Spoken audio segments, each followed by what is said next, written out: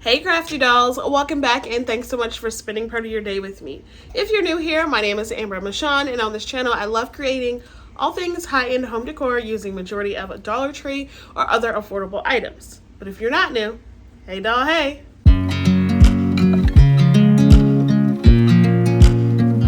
So in today's video, I have another round of brand new fall decor. They are all signs. I really hope you guys do enjoy this video. This video is also sponsored by Cricut, so a big shout out to them for continuing to support my channel even through my hiatus. This video is just going to go over all things Explore 3. Yeah, I know you guys are going to love this. Who doesn't love Cricut tutorials? And I am giving a slow, easy, beginner to intermediate tutorial on how to use your Cricut, but more importantly, I love doing dupes. So in this video, I'm going to recreate some of Kirkland's items that I saw online on their fall collection, showing you how you can elevate your projects, your home decor using your Cricut, but doing it at a fraction of the cost. We already put in the investment in purchasing your Cricut and the materials, so why not make that money work for you, right? Cricut Design Space is also really easy to use. It has a really easy interface, and now that they have where you can follow other people's projects and their pages, makes it super easy to go step by step in their tutorials to create any of the projects and the crafts that you want for any season, really. So yeah, using your Cricut makes it affordable, versatile, and just downright easy to just have all of these gorgeous pieces in your home. So sis, dust off that Cricut. I know all y'all have them in the boxes. Yeah, Phoebe says get them out. I know you have them in there. Get them out. Let's work. Let's get going. Let's enjoy this video. So if you do enjoy the video, make sure you give me a thumbs up. If you're new, love what you see, but love all things home decor, DIYing on a budget, go ahead and hit that subscribe button and the bell so you're notified every time that I upload. All right, enough of my chit-chatting. Let's get to it. Okay, so for my first Dollar Tree fall sign, I'm going to take this home sign that has this really pretty frame around it, and then I'm going to take some craft sticks. I got these actually from the Home Depot, so they're technically like paint stir sticks. Anyways, the first thing I did is use my heat tool to remove that felt flower at the top, and then I'm going to take my craft sticks and place one on the top, then flip the sign over and then mark down where I need to cut my craft sticks at. So I'm pretty much just basically just cutting off the rounded edge of the craft sticks, but I wanted to make sure that I had the right length to put this on here, because I'm going to give this like a faux shiplap kind of look to it. If you've been around for a while, you know I absolutely love the faux shiplap look. If I could put it everywhere in my house, like on my walls, I definitely would. After I sanded down the edges, just to give my edges a little bit more rounded finish to it, I just hot glued them all the way down onto my sign. And I'm using the back as my front now, because it just made it a little bit easier to put down the craft stick, since I had more of a smoother surface. You could have put it at the top, but I just didn't want any of that signage to peek through my craft sticks. So after that was done and I had all my craft sticks down, I'm going to paint these using my Waverly chalk paint in white. And I gave this, I'd say, about 2 good coats. After that was done, I flipped this over because I forgot to cover the front with my brown craft paper. And if you've been around for a while, you know that I like covering the back of my signs, which are usually the front, with some brown craft paper, because I just like the finished look that it gives. So then next, I'm just going to measure this out to make sure that I have the width of what my wording needs to be. So I'm going to go to my design space for Cricut. I'm going to select on a new canvas, and then I'm going to click on that left row, and I'm going to select text. To select your font, you're going to go to the top bar where it says font, and then click that arrow for it to bring down your options. I always go to the third tab where it says bookmark, because those are where all my saved fonts are, whether ones that I imported or ones that Cricut already has in their system that I like. So then I just choose the one that I like. For hello, it's going to be this breathe in text. And then I'm just going to go to my sizing. I'm going to unclick the lock button, so that way I can put in the size that I want. And then for my fall word, I just choose that bordereau corn looking one, and then I just kind of space it out to make sure that it fits the way that I want it and the way that it'll fit on my sign. Then I click make it, and I make sure that my Explore 3 is connected with the USB cord. For my pressure, I click more because I always like to make sure that the cut goes all the way through and I don't have to do it again. For this project, I'm using some Smart Paper Sticker cardstock, and I absolutely love using smart materials because you don't need a mat for them, but also I love using sticker cardstock because I feel like it's an underused product or material for just signs. But anyways, to do that, all I did was to, hit the button, the up and down arrow to load my material in. The play button is to get it to start cutting. And then once it's done, I just click that up and down arrow again to unload my project.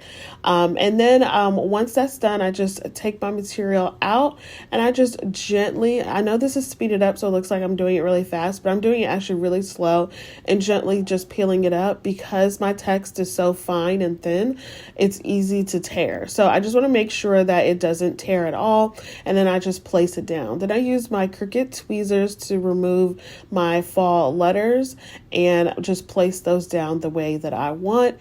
And it's always good to measure out your material or your signage before you cut out your material because you want to make sure that it's not too big or too small. And this is perfect for it because I wanted my H and my O for my hello word to kind of touch the edges of the border for the sign to make it kind of look like the Kirkland's one. And I think it turned out really, really cute. Super easy to create, and it cost me nothing because I already had everything on hand. Do you know I'm looking and I can't help but smile? Do you know how much I love you? You put my favorite song on, I put my feet up. Now for my next set of signs, I have been eyeing this 3 set of wall plaques for a long time, but $90 I'm never going to pay. So I'm just going to create it on my own. Now I'm using these 3 like wall shelves from the Dollar Tree. So mine are going to be significantly smaller than the Kirkland's version, but I could still make the larger signs at a fraction of the cost, to be perfectly honest. I can go to Hobby Lobby and get some signs that are that long or that large for like $5, and don't make me catch it on a sale. Anyways, I'm going to take these 3 wood pieces and paint them using my Waverly chalk paint and ink. So then once those are drying, I'm going to go back to my canvas on Design Space and just click on text once more on that left hand side of that row. So then I just type in the words that I want. I have pumpkin pies, autumn skies, family ties. I'm going to go back to my font and I'm going to head over to my bookmark tab because that's where I house all of my fonts yet again. Anyways, I'm just going to go back and forth and pick the font that I want. I usually always choose a cursive kind of text writing font because I just think it's really, really pretty. And then I just resize my phrases. Now, because some of the letters and the words are a little bit longer or larger, you just have to make sure that they are as close in size as possible to make sure that your pieces look cohesive. So what I do, my trick to that is just to kind of line them up together and see what looks a little bit bigger than it needs to be. So then after that, I just select them all and then just change the color so I know what it looks like. And then I click make it up at the top right corner, make sure my Cricut Explore 3 is connected. And then for this one, I'm just going to do some smart removable vinyl and just click more for my pressure and then go, and then it cuts out on my Cricut. Once everything is cut out, I just cut these to size for me to eat and transfer easier onto my transfer tape. And then I'll just place it onto the front of the sign. So actually, the next thing that I did after all of my signs were painted, I attempted to cover the holes.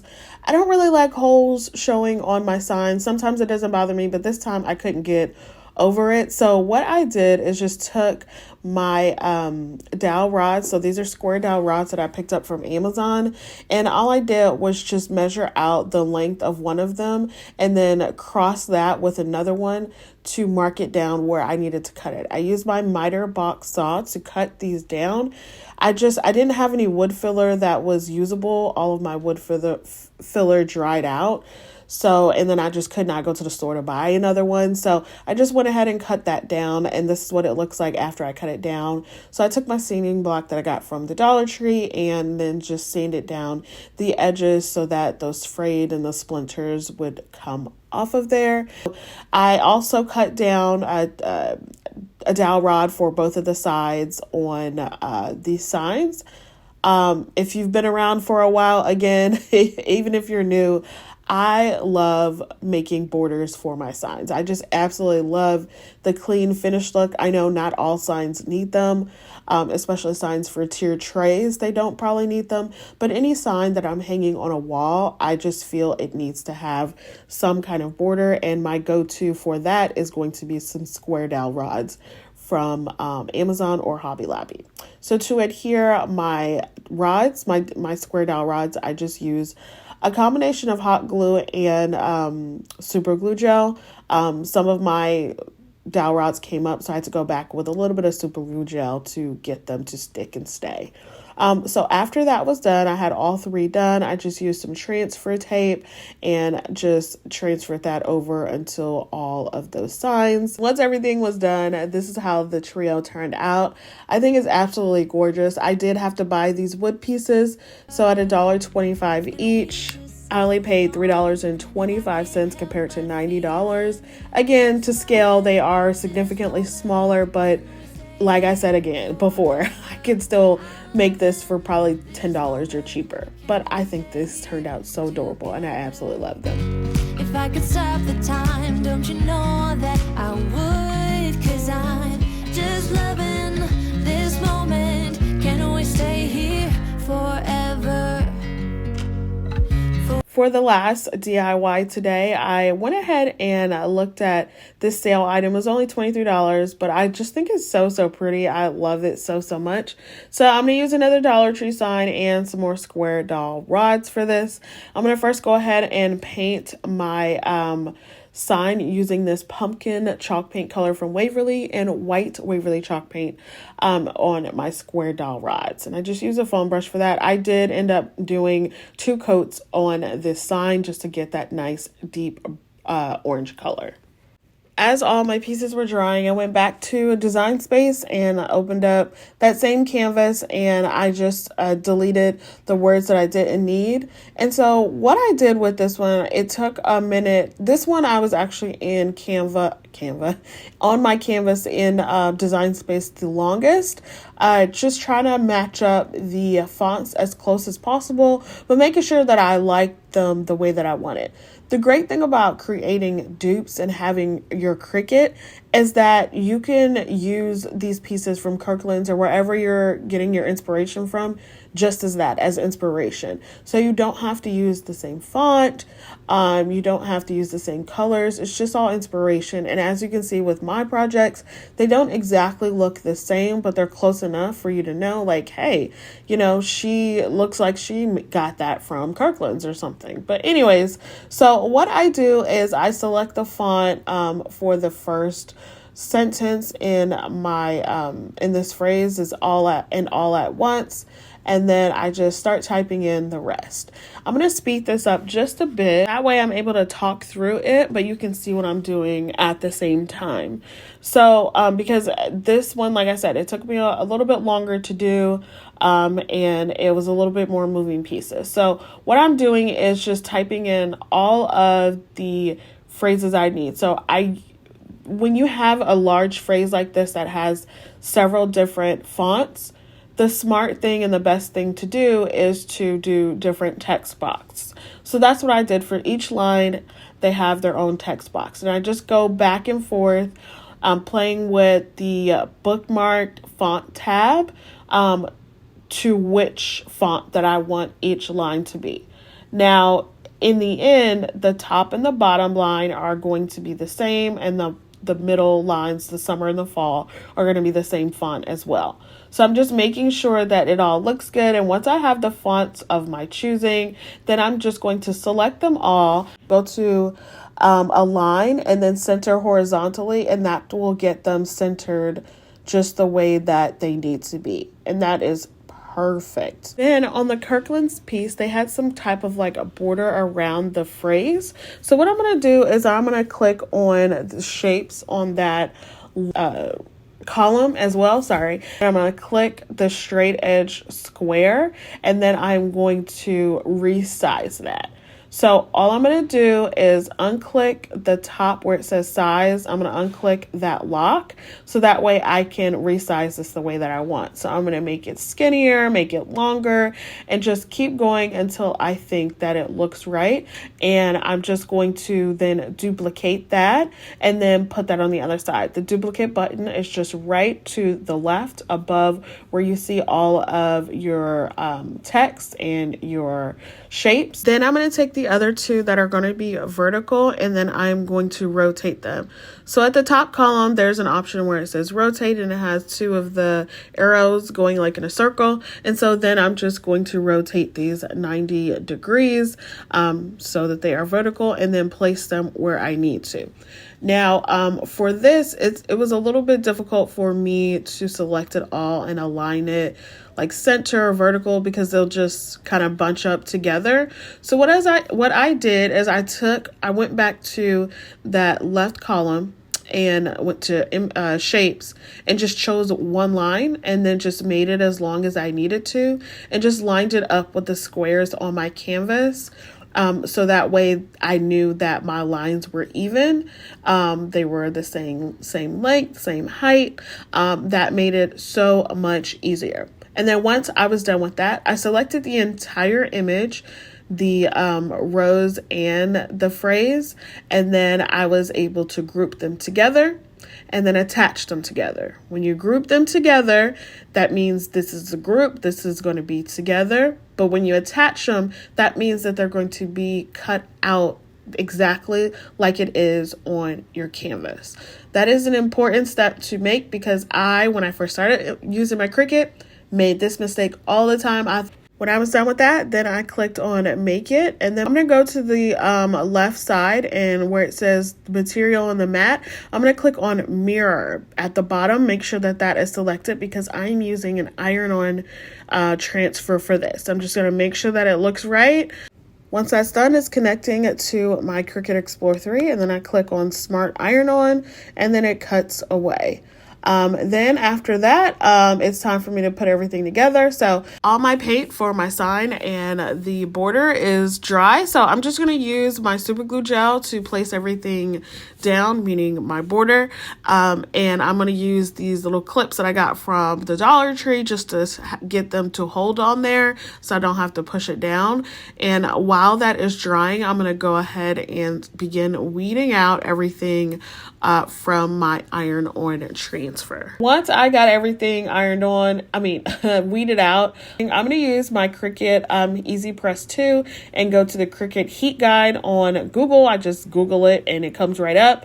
Preheat this to 315 degrees down to 30 seconds. This is what it says for this kind of chipboard MDF material. And then I'm just going to place my image down onto where I need it. Now, you can use butcher paper, parchment paper. I usually like to use computer paper, and I have a thicker type of computer paper because I have a sublimation printer. So anyways, I take my Cricut heat resistant tape and I tape down my image and use that computer paper to place on top of it, and then put my Easy Press 2 right on top of that image. And I'm just double checking to make sure what the pressure has to be.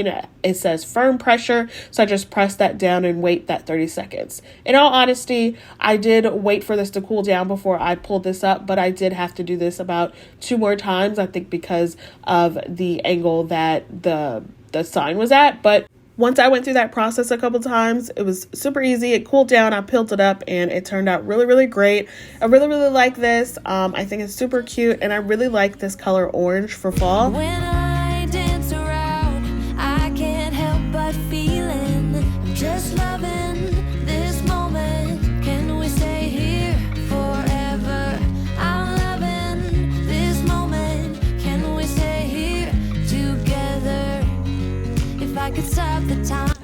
dolls, that's all I have for you today. I really hope you enjoyed the video. If you did, make sure you give me a big thumbs up. Subscribe if you haven't already. Be blessed, stay safe, and I will see y'all on the next one. Bye. You stood up for too long, huh? Yeah. Yeah. You okay? You okay? You trying that new skill for too long, huh? Say hi. Say hi.